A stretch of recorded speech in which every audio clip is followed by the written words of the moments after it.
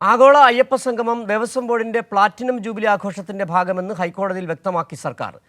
അയ്യപ്പ സംഗമത്തെക്കുറിച്ചുള്ള ഹൈക്കോടതി ചോദ്യങ്ങൾക്കാണ് സംസ്ഥാന സർക്കാർ മറുപടി നൽകിയത്. വിവരങ്ങളുമായി സാലി മുഹമ്മദ് ചേരുന്നു. സാലി, ഇത് സർക്കാർ തന്നെ ഇക്കാര്യത്തിൽ നിലപാട് വ്യക്തമാക്കിയിട്ടുണ്ട്. അയ്യപ്പ സംഗമം നടത്തുന്നത് ദേവസ്വം ബോർഡാണ്, പ്ലാറ്റിനം ജൂബിലിയുമായി ബന്ധപ്പെട്ടാണ്. എന്തായിരുന്നു കോടതിയുടെ ചോദ്യം, സർക്കാരിന്റെ മറുപടി?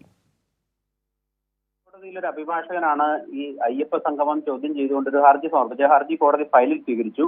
അതിനുശേഷം ദേവസ്വം ബോർഡിനോട് വിശദീകരണം തേടുകയും ചെയ്തിട്ടുണ്ട്. കോടതി ചില ചോദ്യങ്ങൾ ഉന്നയിക്കുന്നത് സ്വകാര്യ കമ്പനികളിൽ നിന്ന് അയ്യപ്പന്റെ പേരിൽ സ്പോൺസർഷിപ്പ് വാങ്ങുന്നത് ശരിയാണോ എന്നാണ് കോടതി ഉന്നയിച്ച ഒരു ചോദ്യം. സ്പോൺസർഷിപ്പിന്റെ കാര്യത്തിൽ ദേവസ്വം ബോർഡിന് വ്യക്തതയില്ലെന്ന് കോടതി വാക്കാൽ പറയുകയും ചെയ്തു.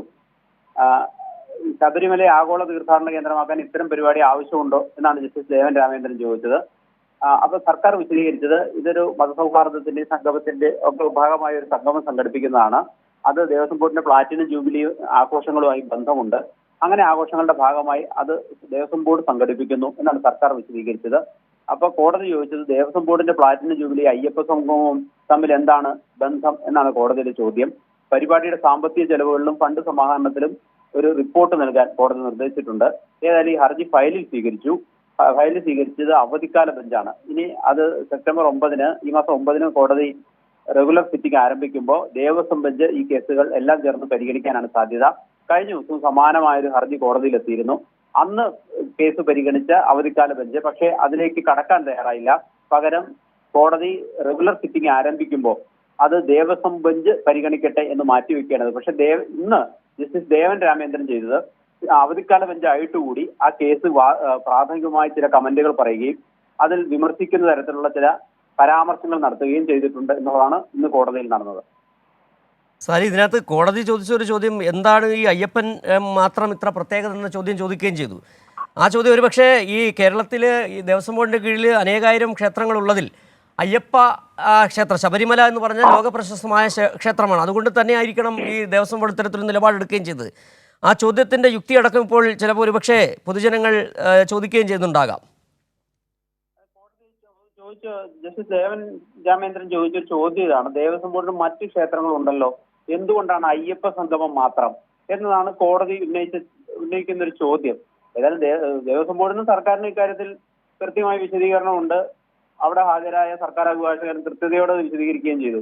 എന്തുകൊണ്ടാണ് ഇത് സംഘടിപ്പിക്കുന്നത്, ആരാണ് സംഘടിപ്പിക്കുന്നത്, എന്താണ് സർക്കാരിന്റെ അല്ലെങ്കിൽ ദേവസ്വം ബോർഡിന്റെ ഉദ്ദേശം. അത് ഇപ്പോഴും സംഘടിപ്പിക്കാൻ കാരണം അത് പ്ലാറ്റിനം ജൂബിലി ആഘോഷങ്ങളുമായി ബന്ധപ്പെട്ടാണ്.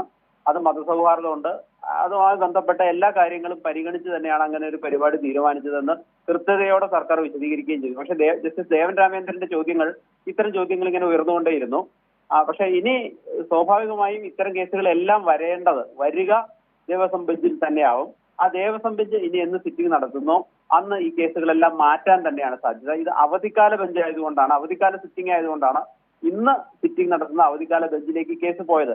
അല്ലെങ്കിൽ സാധാരണ നിലയിൽ ദേവസ്വം കേസുകളെല്ലാം പരിഗണിക്കേണ്ടത് പ്രത്യേക ഡിവിഷൻ ബെഞ്ചാണ്. ആ ഡിവിഷൻ ബെഞ്ച്, ദേവസ്വം ബെഞ്ച് എന്ന പേരിൽ അറിയപ്പെടുന്ന ഡിവിഷൻ ബെഞ്ചാണ് ഇത്തരം കേസുകൾ സാധാരണ നിലയിൽ പരിഗണിക്കുക. പക്ഷേ ഇന്നത്തെ പ്രത്യേക സാഹചര്യത്തിൽ കോടതി വെക്കേഷനാണ്, ഓണം അവധിയാണ്. അതുകൊണ്ട് 2 ദിവസങ്ങളിൽ വെക്കേഷൻ സിറ്റിംഗ് കോടതി നടത്തുന്നുണ്ട്. അതിലൊന്ന് ഇന്നാണ്. അതിൽ വെക്കേഷൻ സിറ്റിംഗിൽ ഇരിക്കുന്ന ജഡ്ജിമാർ അതിലൊന്ന് ജസ്റ്റിസ് ദേവൻ രാമേന്ദ്രനാണ്.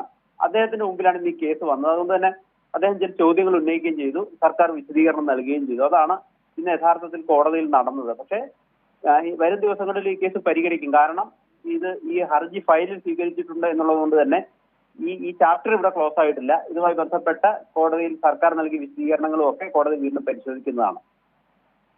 ശരി, സാലി മുഹമ്മദാണ് കൊച്ചിയിൽ നിന്നുള്ള വിവരങ്ങൾ നൽകിയത്. ആഗോള അയ്യപ്പ സംഗമവുമായി ബന്ധപ്പെട്ട് ഹൈക്കോടതിയുടെ ചില ചോദ്യങ്ങൾ, അതിന് സർക്കാർ നൽകിയ മറുപടികൾ.